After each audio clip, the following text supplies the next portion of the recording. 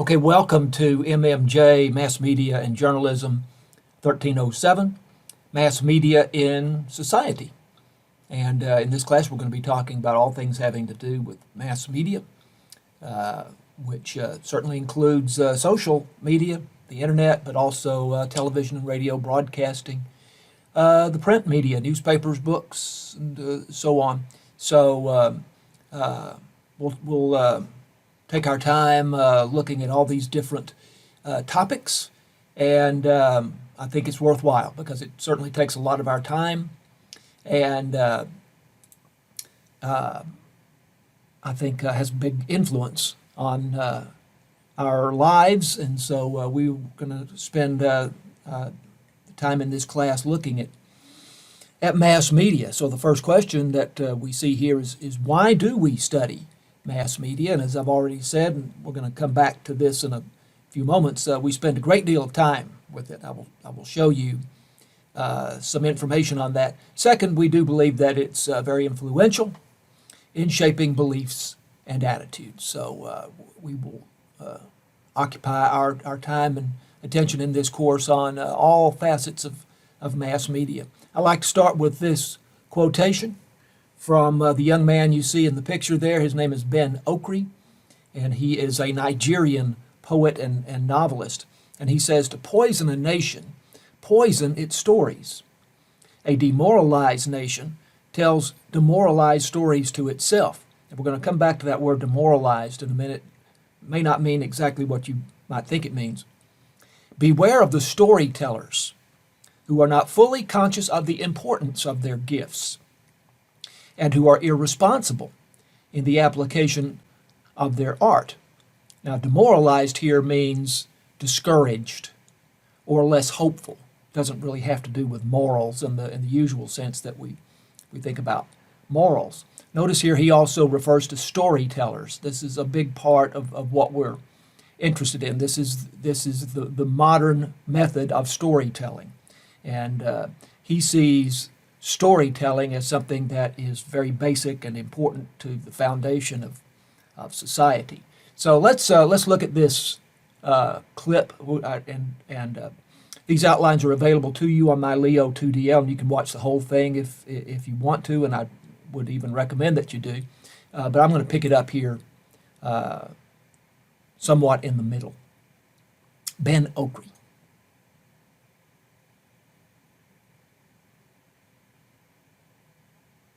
Point to affect the experience.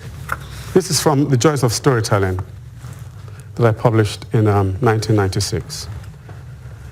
To poison a nation, poison its stories. A demoralized nation tells demoralized stories to itself. To poison a nation, poison its stories. In ancient Greece, they sent off a figure to their oracle because there were troubles in the land. What should we do to save our future? The oracle came back with the strangest advice. Put stories in the ears of your children. Put stories in the ears of your children. I've thought about that oracle, and I've thought about the implication of that remark. Put stories in the ears of your children. The Greeks, the ancient Greeks, taught their children the stories of the gods. The myths were stories that were planted into their children very early. I'm going to pause him there. The word he's using that might not be understandable to you, it's not that he doesn't say it clearly, but it's just an unfamiliar word, is oracle, O-R-A-C-L-E, oracle. And he's talking there about a prophet, basically, someone who would be a prophet. So Ben Okri says that storytelling is very important, and in particular, in the development of the minds of children, because they come into the world basically as a blank slate, and the stories that they receive, that we tell them, shape their minds. And so he sees that the communication of stories, telling of stories, is a very important thing, and that all media basically is involved in storytelling. So again, I think that's relevant to our own time and the media that we're familiar with today, and I think it's worthwhile to start on that note. We used to have something called the television code. The National Association of Broadcasters had an ethical code which existed from 1951 to 1983, and it expresses a very different point of view, way of looking at media and the world from what we're familiar with today. So just as a way of contrasting the approach to media in an earlier time and today, let's have a look at that. Just last a minute.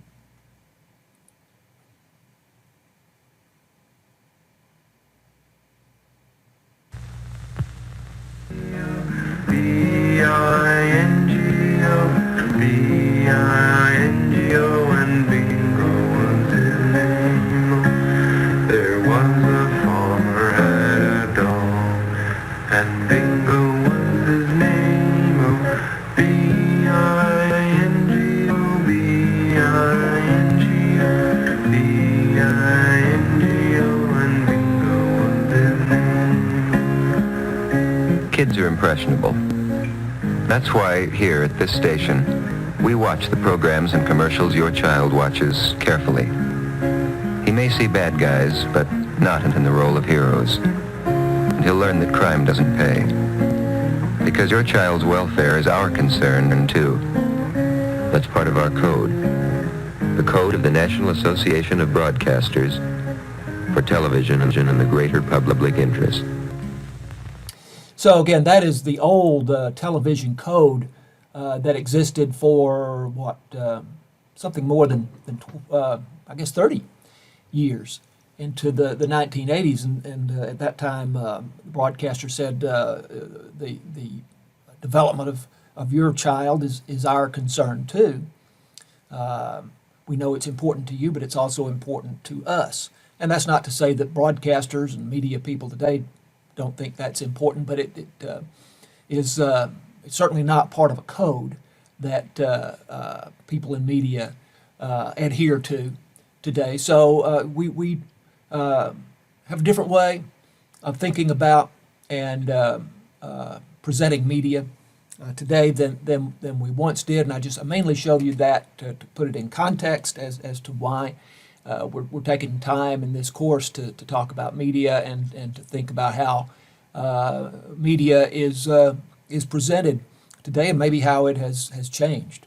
So let's look at some other things. To what extent does TV and media, and I still tend to think a lot in terms of television, even if you're watching video on a smartphone, that's to me another form of television. So when I say TV, just think video. But to what extent does media influence our lives? Let's look at time spent on media. I think this will be very surprising to you. And you can think about it in terms of your own life. This is a study that was done in 2019, and it looks at the average time spent on media in various countries. And you see in this bar graph that the U.S. is the number one country in terms of daily use of media. That's 12 hours and 9 minutes a day that we are using media. And it says, you see this note down here, this includes digital, desktop or laptop, and mobile non-device, so online communications, including social media, print, magazines and newspapers, radio, TV, and other, includes all time spent with each medium regardless of multitasking. So if you're doing two things at the same time, it counts them both as separate things. So if you're watching TV and you're on your cell phone doing social media, it counts both things separately. They don't combine them. But 12 hours a day, that's a lot of time out of 24 hours in the day. So half of the time at least, we're engaged in some form of media. And you can see the other countries are a good deal less than the United States, going down to India with just a little bit less than 5 hours per day. So we spend a lot of time with it. Time spent on television versus mobile devices. This is something that's been changing very rapidly in recent years. And you see the red line is mobile devices, something such as your smartphone or laptop, iPad. And the black line is traditional television, either broadcast or cable television. And you can see those lines have now crossed. And as of 2020, they're forecasting 2021 there, but as of 2020, and really as of 2019, we were as a group. This is in the United States, U.S. adults. As of 2019, we were spending more time on our mobile devices, on our smartphones and what have you, than we were on television. And up until that time, there had been more time spent on television. But you can see what the trends are. The trend of more use on digital devices, smartphones, and the like is up and continuing to rise, and the use of traditional television is declining. So again, a lot of time that we spend, time spent on social media,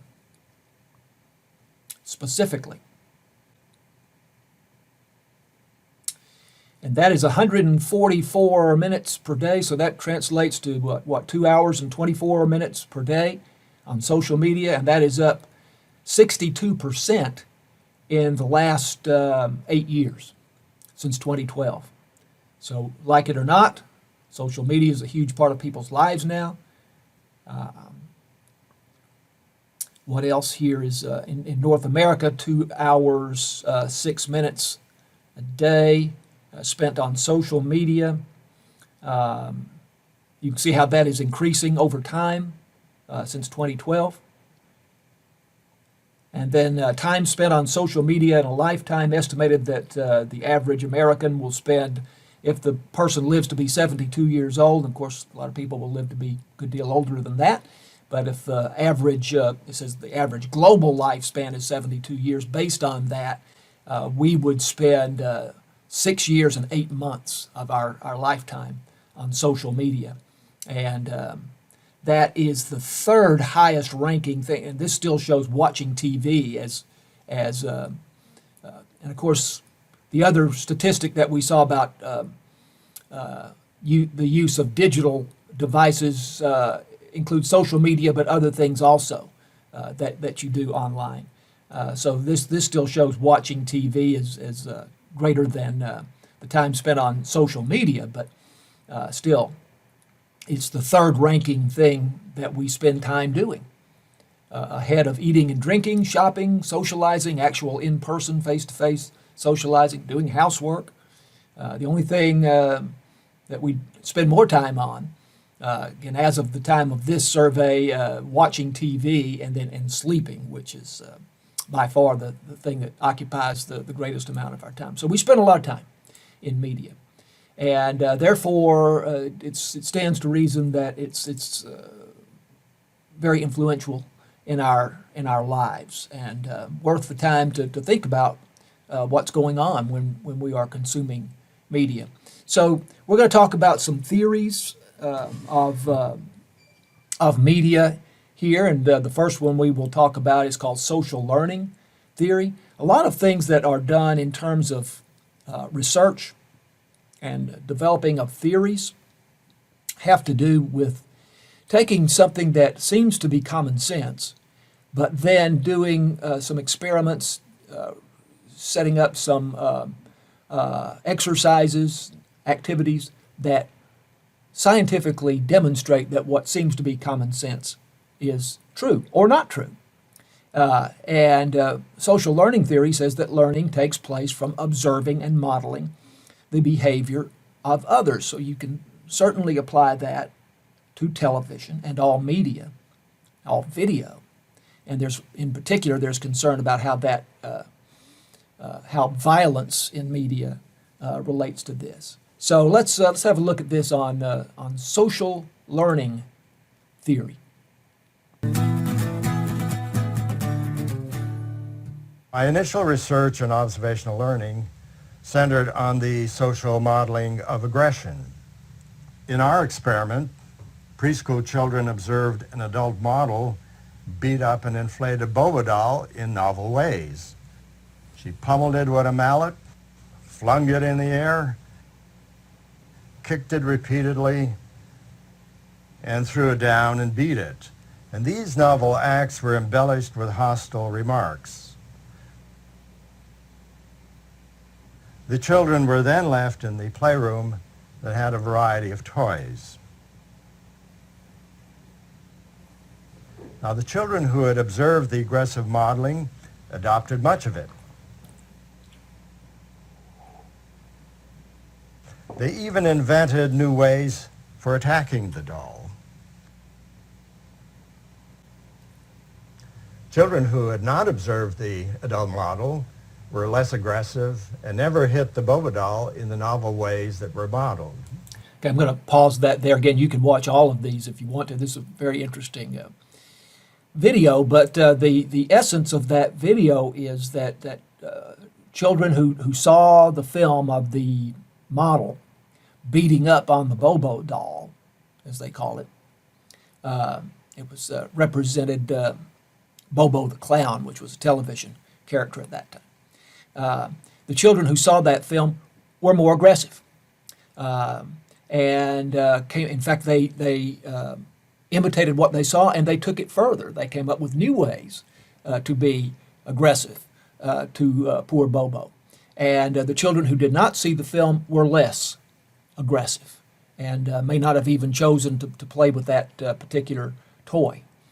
So the influence of what they saw in the film seemed fairly obvious. And again, how this has been applied over the years has been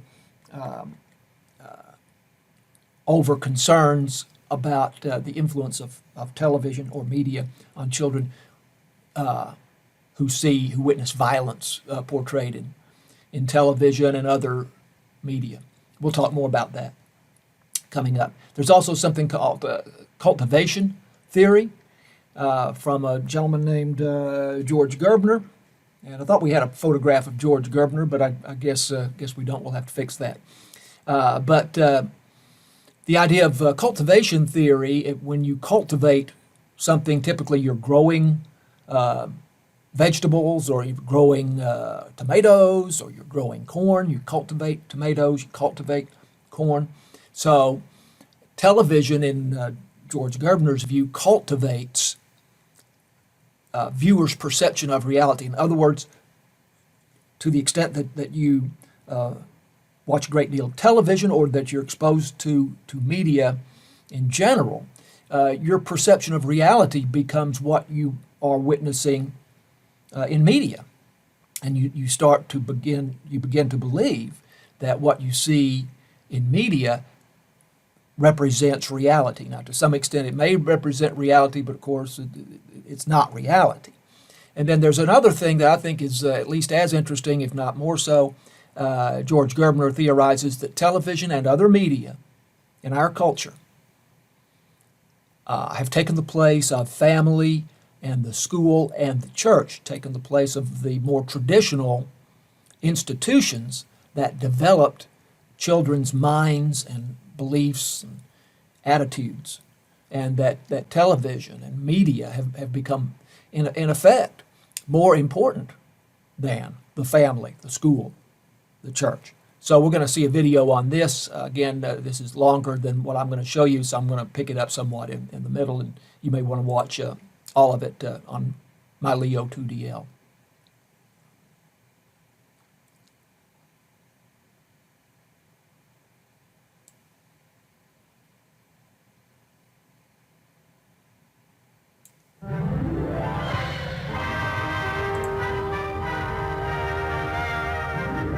After 10 years of experiment, television, first shown to the public at the World's Fair, now takes its place as a new American art and industry.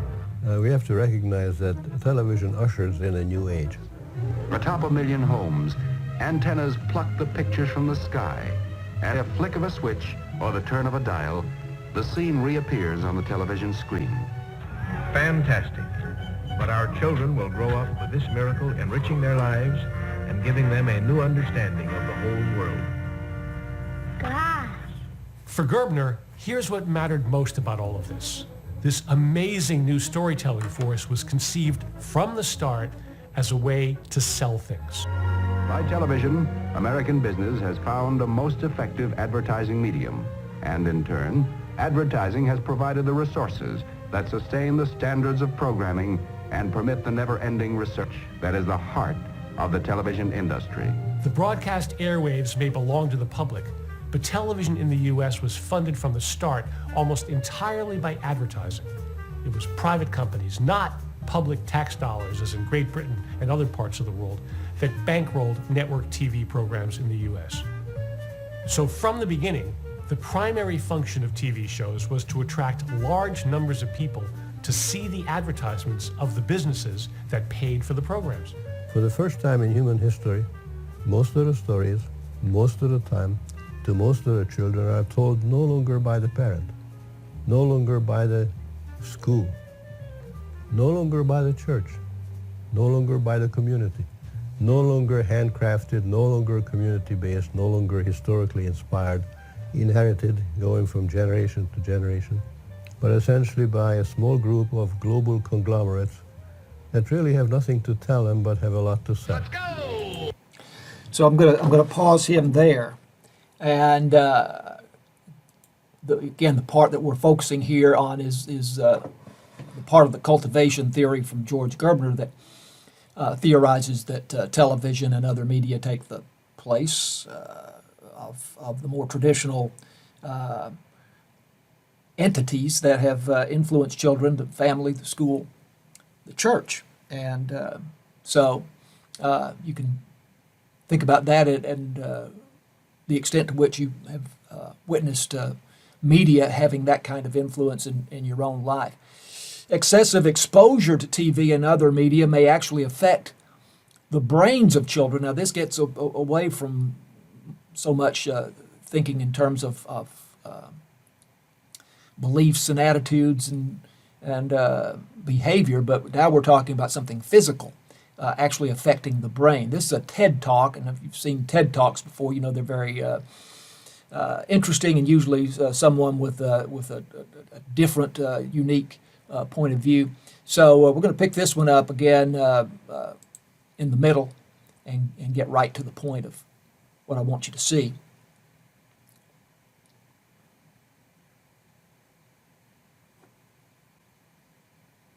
Disney Plus, Hulu, and ESPN Plus now bundled together. The greatest stories and characters, the large.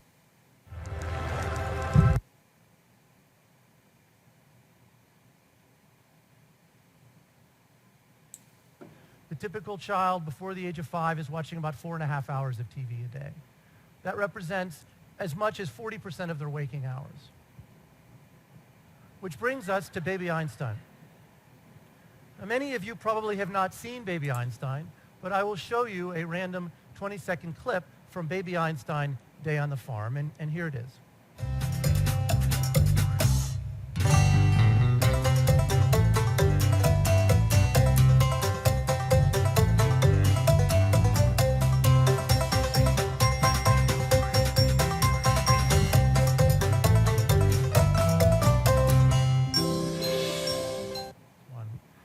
In that 20-second clip, there were 7 scene changes, about 1 every 3 seconds.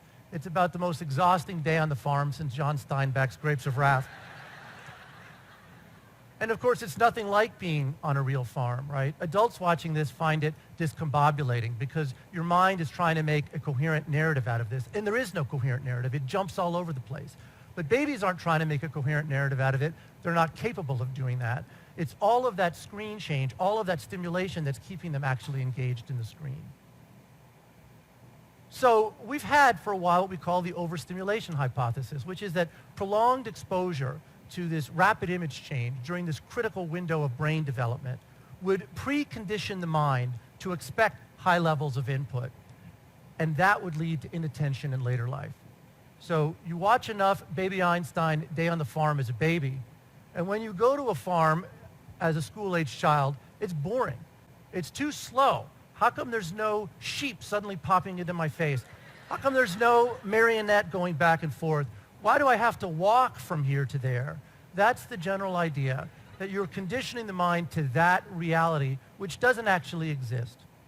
I'm going to pause that there. So what he's saying here is that Baby Einstein is intended as an educational program, but that through media and through video, we are conditioning children to expect high energy, high levels of action that are difficult to replicate in real life. And he goes on to suggest that attention deficit disorder is a problem that may be in part the result of too much exposure to media. So children with too much exposure to television, other media may have problems concentrating in school and have basically short attention spans that create problems in learning. So again, we're talking about the effects of media here as a way of starting our class, and we're only part of the way through this. We'll stop at this point and continue next time. And thanks for watching.